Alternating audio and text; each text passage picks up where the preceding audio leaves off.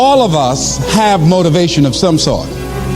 I define motivation as the desire to achieve that which you believe to be worthwhile. And many people go through life never getting in touch with their greatness because of the lack of motivation to push themselves, or because they have not found something that they believe to be worthwhile to challenge them. I heard a poem once that said, many a flower has bloomed unceasingly and wasted sweetness upon the cold desert air. It's translated, that means simply that many a talented persons have gone unnoticed, and the world never had a chance to be exposed to their talent because that person did not take the time to begin to express or to demonstrate or to motivate themselves in the direction to bring that which they came into the universe to bring. How can you measure your motivation? How can you evaluate where you are on a scale of 1 to 10? Let's do this for ourselves mentally. How do you rate yourself from 1 to 10? Your mental attitude about yourself, how you feel about you, how you feel about life. How do you rate yourself on a scale of 1 to 10 in terms of your physical appearance, in terms of your health? Do you take care of yourself? Are you allowing yourself to get overweight and out of shape? Are you conscious of your health? Are you watching the food that you take into your body? Do you make a deliberate effort to exercise? You know, it was George Burns, he said, we cannot help getting older, but we don't have to get old. And many of us get old before our time because we don't take time to take care of ourselves. Your environment is a very good indicator. On a scale of 1 to 10, is it what you want it to be? Do you find it desirable? Are you satisfied? The job or career that you're involved in. Someone said that 85% of the American public are unhappy with their jobs. Are you spending 8 hours a day just doing time?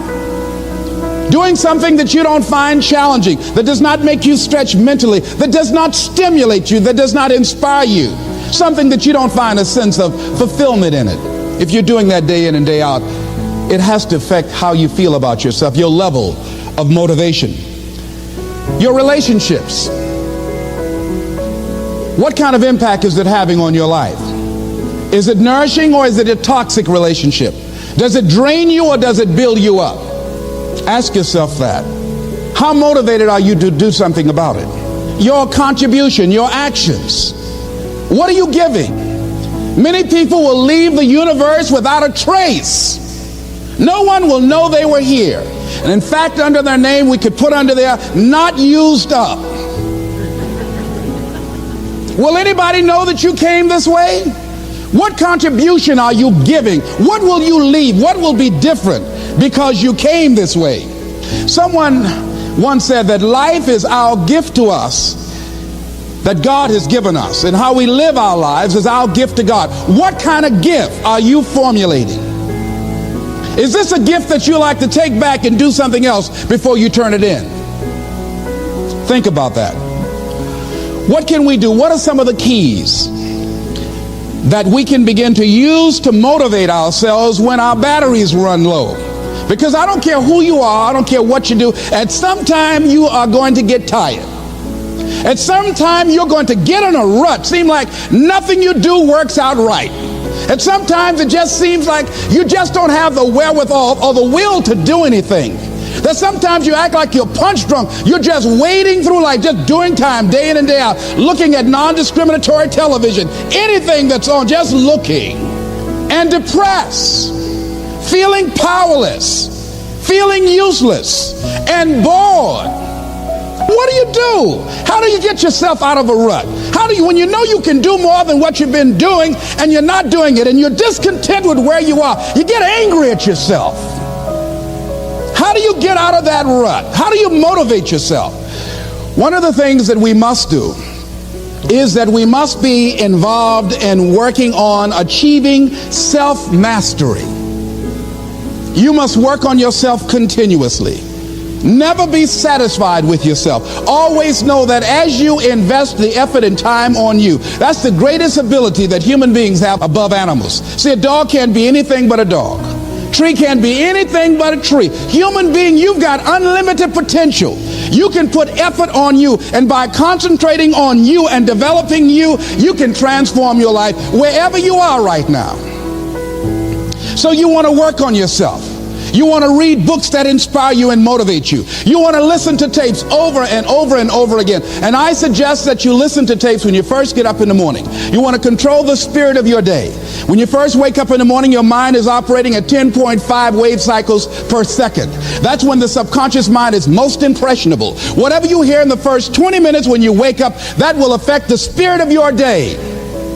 When you listen to tapes, listen with relaxed belief, believing that this can happen for you. And by listening to them, listen to them over and over and over again, and you will get a breakthrough. You can listen to the same tape for months, and all of a sudden you hear something you never heard before. It have a special meaning for you. Or read the same book over again, and you find some special insight. You said, I can't believe I didn't see that the first time. So you want to be involved in developing yourself. Most people won't do that. Most people won't take that kind of effort and invest that kind of energy in themselves, because they will fall prey to that conversation within. Oh, don't do that. You don't have time. You're too busy. You're too caught up in the rat race. Most people won't do that. Well, they won't take time to go to lectures. They won't take time to go to seminars. They won't take time to go to classes to improve themselves. And as you continue to work on yourself, you will begin to expand your vision of yourself.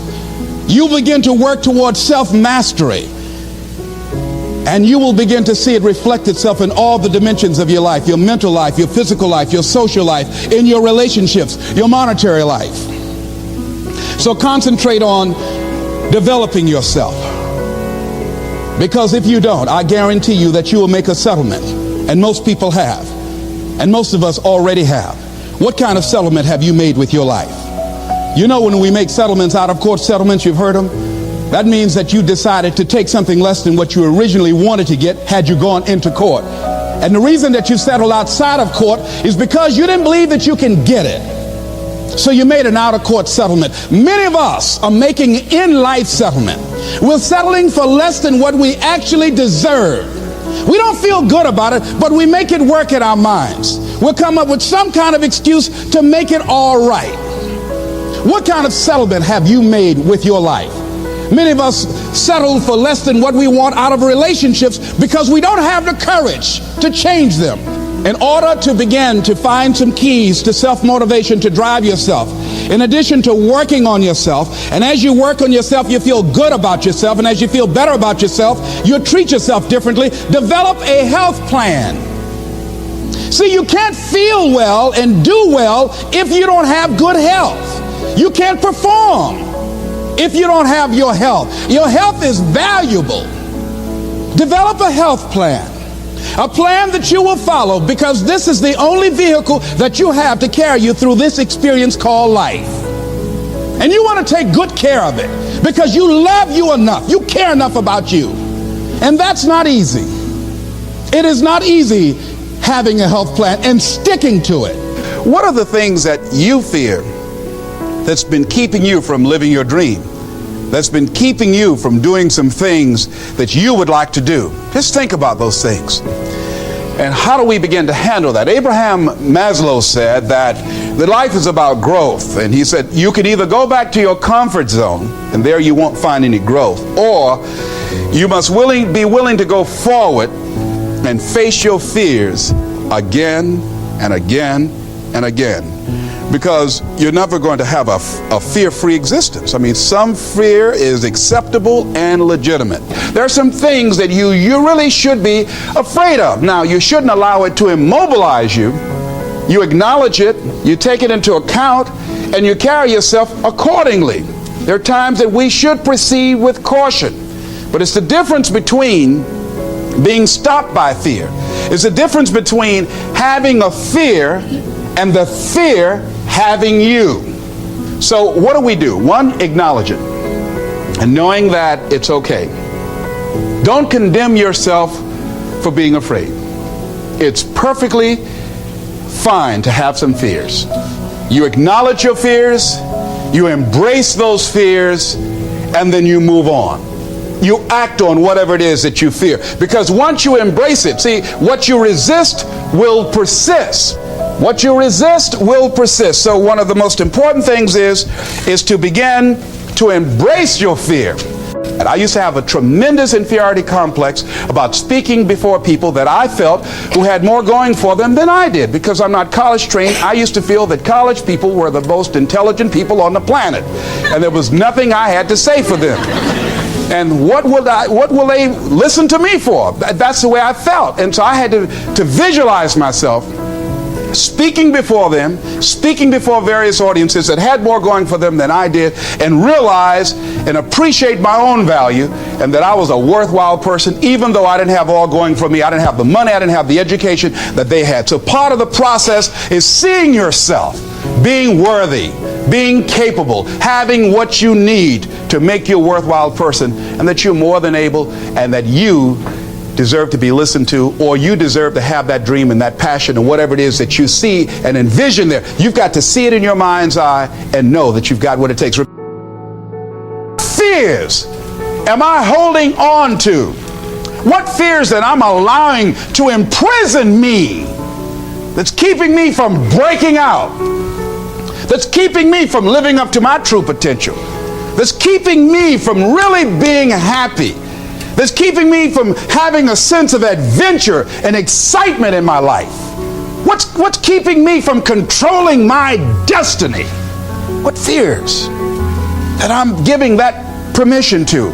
Notice what I said, that we must give our permission to fear to immobilize us. Because whatever discomfort you experience, whatever challenges or difficulty that it is, you got to handle it. You got to go up in there and wrestle with it. Will it be easy? No. Will it be challenging? Yes. A friend of mine who's going into recovery, he's been addicted to crack cocaine for years and alcohol. And he was talking about how challenging it was and why he was dreading going into cold turkey. I said, what do you want me to tell you? That it's going to be a picnic? No, it's not. It's going to kick your butt? Yes, it is. Are you going to want to die? Yes, that's a part of it. But that's just what you must go through in order to get where you want to go. And guess what? You are strong enough to do it. You're strong enough, and your life is worth whatever you have to go through to get past this addiction. Whatever you have to do. This dream you got, whatever you want to do, will it be easy to just run out there and do it? No. Will it happen overnight? No. Will it be a struggle? Yes. Will there be times when you can't make ends meet? Yes, that's a part of it. Will there be times you won't know what to do? Yes, that's a part of it. Next thing is that you want to monitor your inner conversations. The things that you say to yourself. You want to watch them, and in watching them, you want to take charge. A friend of mine told me this evening, and she did it excellently. She said, I didn't want to come tonight. I was feeling so depressed. And I said, I'm going anyhow. See, that was the conversation. Oh, you really don't feel like it. You really don't need to do it. You don't really need to read anything. Forget all that. That's that inner conversation. Oh, you don't need to worry about trying to go into your own business. Forget that. You can't do that. What if you lose everything you've got? That inner conversation that stops you from doing the things you want to do less, don't do that.